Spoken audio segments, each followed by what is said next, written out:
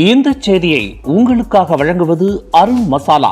1983 ஆண்டிலிருந்து தரத்துடன் தன்மை மாறாத அறுசுவை சமையலுக்கான அருண் மசாலா.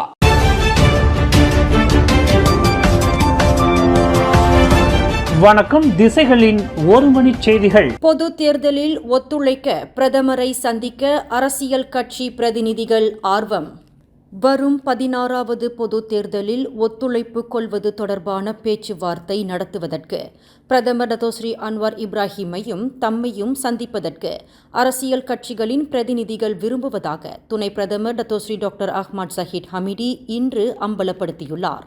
எந்த கட்சியை சேர்ந்த அரசியல் பிரதிநிதிகள் இத்தகைய சந்திப்பை நடத்துவதற்கு மிகுந்த ஆர்வமாக உள்ளனர் என்பதை ஜஹீர் வெளியிடவில்லை என்ற போதிலும் அக்கட்சிகளின் பிரதிநிதிகள் விடுத்துள்ள கோரிக்கைகள் நிராகரிக்கப்பட்டுள்ளதாக பரிசான் நேஷனல் தலைவருமான ஜஹீர் குறிப்பிட்டார்.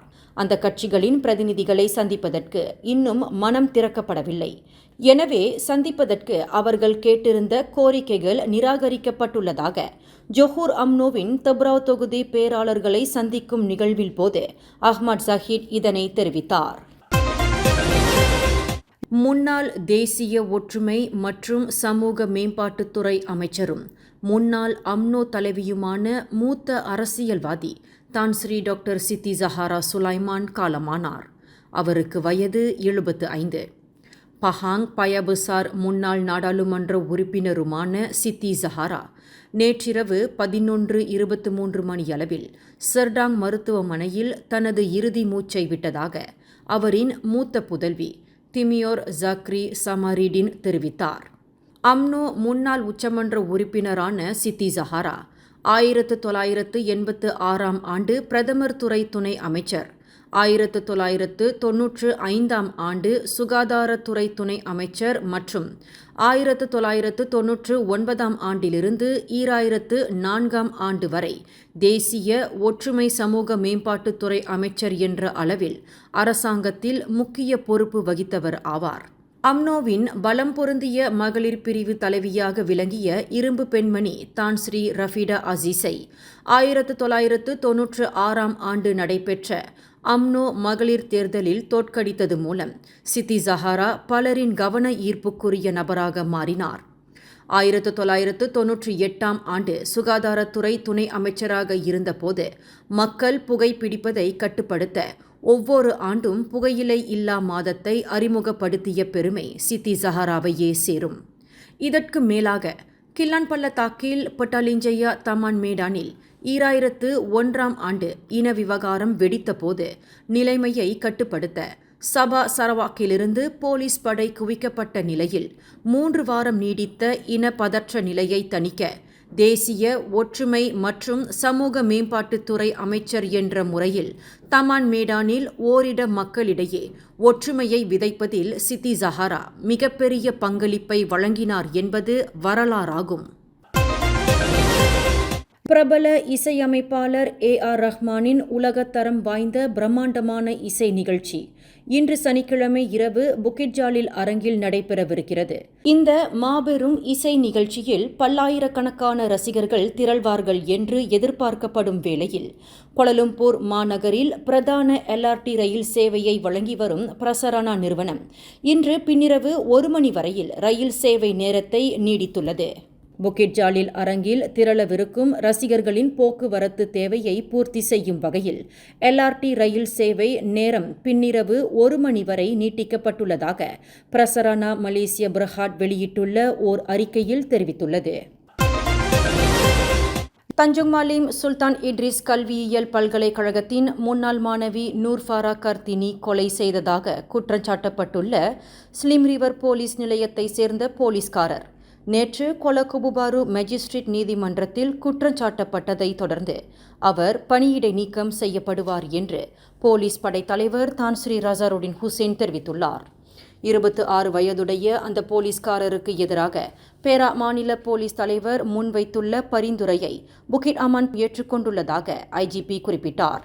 லான்ஸ் காப்ரல் முகமது அலிஃப் மொஞ்சானி என்ற அந்த 26 வயது போலீஸ்காரர் தனது காதலி என்று நம்பப்படும் 25 வயது முன்னாள் பல்கலைக்கழக மாணவியை கொலை செய்து சடலத்தை ஹுலுபர்னாம் SKC கிளேடாங்கில் உள்ள செம்பனை தோட்டத்தில் வீசியதாக நேற்று குற்றஞ்சாட்டப்பட்டார்.